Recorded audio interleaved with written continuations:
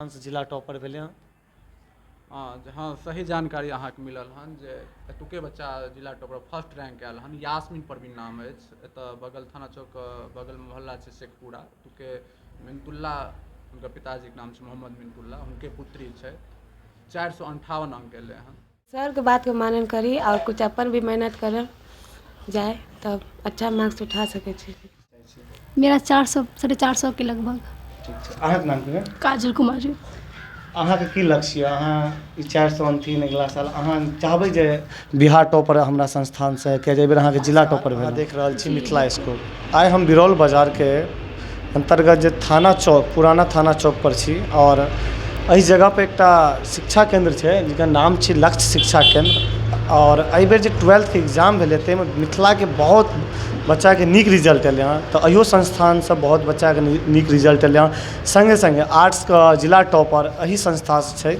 और एहि संस्थाके कई तरहसँ शिक्षा होइ छै स्टूडेंटके और कई तरहसँ एतेक नीक रिजल्ट होइ छै। ओहि संदर्भमे संस्थाके संचालक और बच्चासँ बातचीत करब। बनल रहू। इंटरके जे एग्जाम देलखिन बच्चिया ओ सब जे पास आउट छथिन बढ़िआँ नीक अंकसँ पास आउट छै तऽ हुनका सबसँ बातचीत करबै छी। तऽ अपने की नाम भेलै बुझी? गुड़िया कुमारी। अहाँके नाम गुड़िया कुमारी। कते मार्क्स आयल अहाँके? 420। कई तरहसँ अहाँ पढ़ाइ केलिए और टाइम कते एडजस्ट केलिए? टाइम के कोई ठिकाना नहीं छला। हम दिन में कभी भी पढ़े ले बैठ जाए छलो।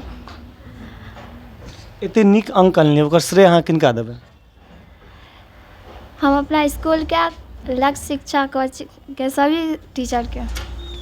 अहाँ की नाम भेलै? कल्याणी कुमारी। कते मार्क्स आयल रहै? 300। अहाँ किनका देबै श्रेय अपन एते नीक अंक? लक्ष्य शिक्षा केंद्र के टीचर सब। तऽ अहाँ देख रहल छलिए दुनू बच्चियासँ बात करेलहुँ और लक्ष्य शिक्षा केंद्रके अपन श्रेय दै छै। आगाँ और बच्चा सब छै हुनको सबसँ बातचीत करबाबै छी। की नाम भेलै अपने? सजनी कुमारी। कते मार्क्स आयल रहै? 412। हिनका 412 अंक एलै हँ। और हिनकासँ बातचीत करै छी जे कई तरहके परेशानी और कई तरहसँ तैयारी केलखिन जे एते नीक अंक अनलखिन। तऽ कई तरहसँ तैयारी केलिए जे एते नीक अंक?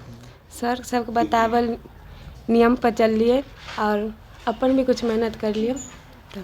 अखन जे इंटरके एग्जाम देतै आब जे दैवला छै हुनका सबके अहाँ की संदेश देबऽ चाहबै? कि सर के बात के मानन करी और कुछ अपन भी मेहनत करल जाए तब अच्छा मार्क्स उठा सके छी। तऽ और किछु गोटे छै हुनका सबसँ बातचीत करबै छी। अहाँके नाम की भेलै?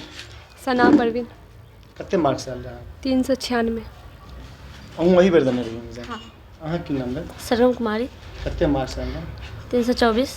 तऽ अहाँ देख रहल छलिए लक्ष्य शिक्षा केंद्रके बच्चा सबके जे एते नीक रिजल्ट एलै हँ। और कई तरहके अनुशासन एतऽ भेटै छै ओहो हम अहाँके देखबऽ चाहब। एखन 12th के बैच चलि रहल छै जे आब अगिला साल एग्जाम देतै तऽ हुनको सबसँ बातचीत करबाबै छी। तऽ की नाम भेलै अपनेके? रेशमा परवीन। कई तरहसँ एतऽ पढ़ाई लिखाई भऽ रहल छै और की तरहके दिक्कत होइत रहैए? दिक्कत कुछ का नहीं है, तैयारी चल रही बहुत अच्छे, तैयारी कर रहे हैं।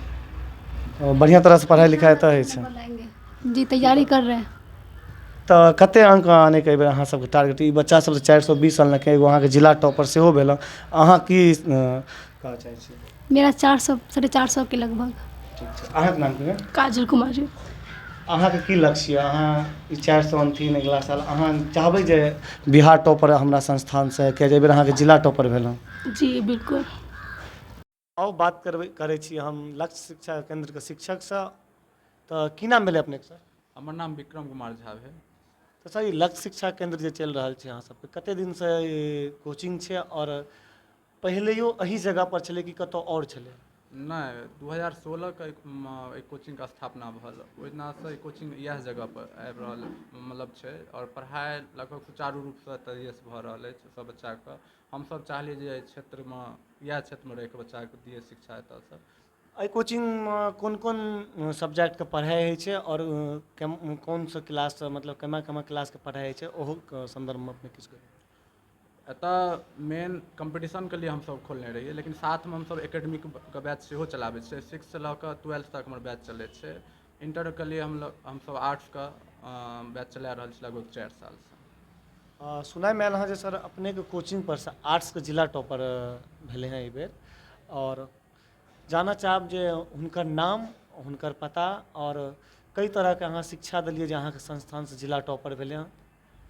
हाँ सही जानकारी अहाँके मिलल हन जे एतुके बच्चा जिला टॉपर फर्स्ट रैंक आयल हन। यास्मीन परवीन नाम अछि। एतऽ बगल थाना चौक बगल मोहल्ला छै शेखपुरा। एतुके मिनतुल्ला हुनकर पिताजीके नाम छै मोहम्मद मिनतुल्ला, हुनके पुत्री छै। 458 अंक एलै हन। तऽ अहाँ सुनलहुँ हँ विक्रम जीके बात जे एहि कोचिंग और एहि संस्थासँ जिला टॉपर निकललखिन हँ, जिनकर नाम छै यास्मीन परवीन, और एही गामके बचिया छै। तऽ हम तऽ एतबे कहब जे लक्ष्य शिक्षा केंद्रके सब गोटे चुनू, बेहतर रिजल्ट एतऽसँ भेटै छै। और तमाम प्रकारके एतऽ हमरा पास शिक्षा विद्यार्थी छथि, हुनको सबके नीक रिजल्ट एलै हँ। तऽ हुनको सबसँ बातचीत करै छी अपने सब। की नाम भेलै अहाँके बौआ? हमर नाम राजा कुमार शर्मा भेल। राजा कुमार शर्मा। तऽ राजा जी, तऽ अपनेके कते मार्क आयल छलै? हमर नंबर 376 आयल छै। कई तरहसँ अहाँ तैयारी केलिए अहाँ और केने रहिए जे अहाँके एते नीक रिजल्ट आयल? सर जी तरीका बतेलकै रहए, ओकरे अपने लिए सर बोललक 4 से 6 घंटा पढ़ै लए, ओकरा अपने लिए। और अखन जे आब 12th या इंटरके एग्जाम देतै, ओहि बच्चाके अहाँ की संदेश दिअ चाहै छी? हम ई संदेश दै लए चाहै छियै जे मेहनत करू, जे टाइम मिलैए ओहि टाइममे पढ़ू। कए घंटा पढ़ै छलियै अहाँ दिनमे, और कते काल खेलाइ छलियै या मोबाइल चलबै छलियै? मतलब केना अपन समय एडजस्ट केलियै जे एते नीक नंबर आनलियै? हमर सभी बात कोनो फिक्स नहि रहै, जखनी टाइम मिलै तखनी पहिले बैठ जाइ छलियै। एगो शामके टाइम फिक्स रहै, 4 से लेकर 8 तक पढ़िए बस। अहाँ की नाम? राहुल कुमार सहनी। अहाँ कते मार्क्स आयल? 300 नंबर।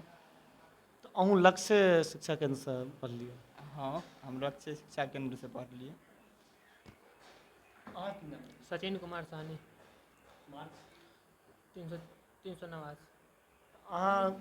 अहाँ देख रहल छलियै तीनटा बच्चाके अहाँके हम बातचीत करेलहुँ, हिनका बेहतर रिजल्ट एलै। औरो बच्चा छै, हुनको सबसँ बातचीत करबाबै छै। और अखन चलि रहल छै 12th के बैच, तऽ ओहो बैचमे जाकऽ हम अहाँके देखबै छी कई तरहके एतऽ पढ़ाइ भऽ रहल छै और कई तरहके अनुशासन मिलै छै एतऽ। तऽ बनल रहू अहाँ सब।